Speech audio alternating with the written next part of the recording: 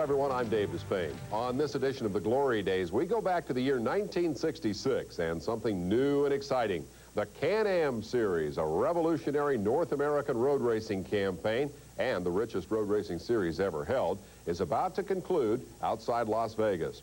Fast cars, famous drivers, and an international flavor would help make Can Am the Sports Car Club of America's all-time greatest hit.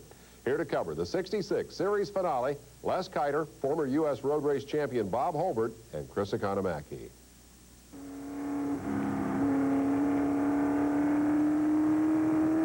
The drivers took a few more rounds than usual to acclimate themselves to the single-level raceway and the demands of high-speed cornering without reference points.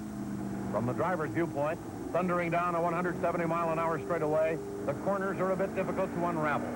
So for many, it was a matter of committing the 10-turn, 3-mile course to memory. You have to memorize it more, and you have to picture a curve in your mind rather than looking at it. So you have to remember where you are and then sort of plot your course by memory rather than sight. So I kind of like the course. It really doesn't have any blind corners. However, it is a little bit difficult in places to find the apex of the corner and knowing exactly where to shut off. I think the apexes could be a little bit more well marked, perhaps, but apart from that, I think it's a very nice circuit. Qualifying was slow at first, but as the drivers became accustomed to the track, they set new records faster than a croupier gathers in the dice. Leading the onslaught, Jim Hall's 450-horsepower winged Chaparrals. Hall started with the second event in the series. Since then, he's proved his innovations are no mere eye-catchers. Both Hall and Hill are in contention for the title and sit 1-2 on the grid today. The Kiwis from down under are right behind. New Zealanders Bruce McLaren and Chris Amon in McLaren's tiny red Chevy-powered invention have been consistent contenders throughout the series. Brilliant young Chris Amon qualified just behind the Chaparrals and 2 spots ahead of McLaren. The Lanky Lola, campaigned throughout the series by John Surtees, is the 3rd major chassis style represented. Surtees has put his Chevy-powered beast 4th on the grid. Only 0.5 of a second separate Surtees and the next 4 qualifiers. Scotland's Jackie Stewart, McLaren, former U.S. road racing champ George Fulmer, and USAC great Parnelli Jones.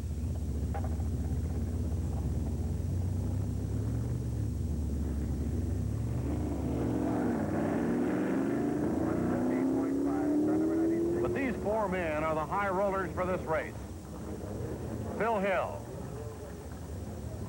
Bruce McLaren, Mark Donohue, and John Surtees are the top 4 in point standings for the Can Am Cup, with nearly $25,000 at stake for the series winner. Unflappable John Surtees leads going in with 18 points. He started with a stirring victory in the opener at San Jovite, then went pointless till his triumph 2 weeks ago at the Times Grand Prix.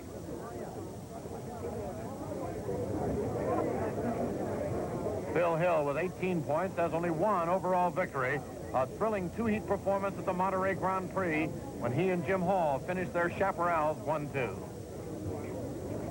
Young Mark Donohue vaulted into international prominence when he captured 1st overall at most ports, which helped pile up to 17 points. Bruce McLaren has 14 points. No overall victories, but a consistent high-place finisher. So based on the point standings, these 4 men are the odds-on favorites to win the series. But Gurney, Hall, and Amon do have a mathematical chance. And in the case of the 2-car Chaparral and McLaren entries, team strategy might be a factor. Jim, you and Phil, as a team here, have a possibility of finishing 1-2 in this series. I imagine this has something to do with strategy, how you're going to run this race? Well, Bob, as you know, you can't really start any strategy till after you see what develops in the race, but if we had our choice, certainly we'd try to make it work out that way. Principally, Bruce and I have to finish 1st and 2nd, and we're going to try and do it accordingly. We don't have any definite strategy, but we're going to see how the race progressive. Jackie, here we are at the climatic event of the Can Am Series. What is your strategy on running this race today?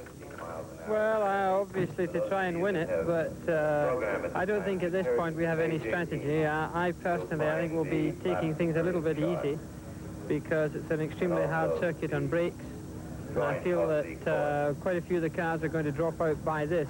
I'm just going to run it as I see it. We're going to have to come from behind if we're going to do anything. So I'll push as hard as I can, and we'll see what happens. And hope your car's in good shape and they'll stand the gap. Is that it? Right. It looks a little bit dodgy on brakes. I notice everybody's a little bit shy of brakes, and I feel like I wouldn't mind if we had a little more horsepower, but I think we've got it working fairly well now. Well, Bob, the way I feel about it, I just drive as hard as I can all the way, and at least if, unless I get, I'm fortunate enough to get up in front where I could have somewhat of a lead, I might back off a little bit. Other than that, I'd drive hard all the way. Jim Hall broke all records in his Chaparral 2E with a 114-mile-per-hour lap. Teammate Phil Hill, second in the Can Am standings, is behind Hall, a second slower. Then New Zealander Chris Amon to complete the front row. Canadian-American Challenge Cup leader John Surtees starts the second row with Jackie Stewart next. Fourth in the series standings, Bruce McLaren opens the third row, followed by George Palmer and Parnelli Jones. Young Mark Donohue, third in the standings, is 14th on the grid. The Stardust Grand Prix will really be a Las Vegas extravaganza.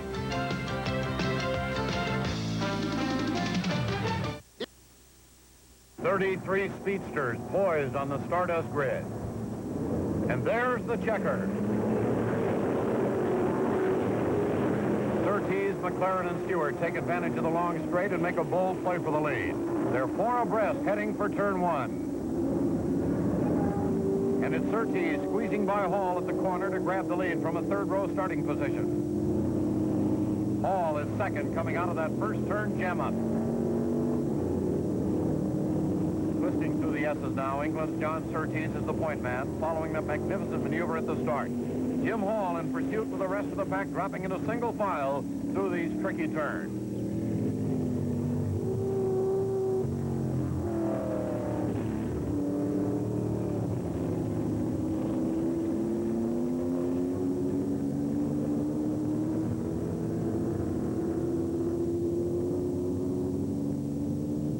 It's still Surtees and Hall turning onto the long back straight. And Phil Hill tries to squeeze by Parnelli Jones up in that corner.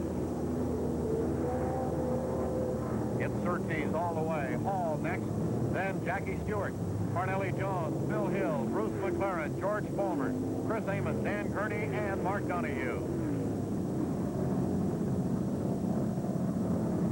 They zag their way through the S's again. Surtees still leading. Hall second and Stewart third. Stewart, driving a John Meekum-entered Lola, also managed a tremendous start, grabbing third from his original starting spot of fifth.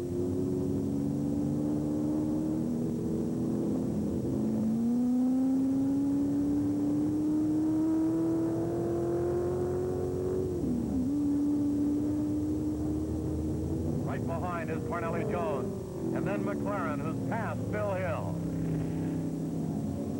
Across home plate again, and it's Surtees, Hall, Stewart, Jones, McLaren, and Phil Hill. Hill suffered some body damage on that attempted pass. Through turn two, Surtees and Hall. Adversaries 2 weeks ago at Riverside, having had it again at Stardust. Surtees shows the way into the S's. Trouble for Hall. His flipper has gone berserk. Hydraulically operated flipper stabilizes the Chaparral at high speeds, and deflected helps brake going into corners. Hall has said the flipper is integral to the car's design. He may be in serious trouble if it's broken.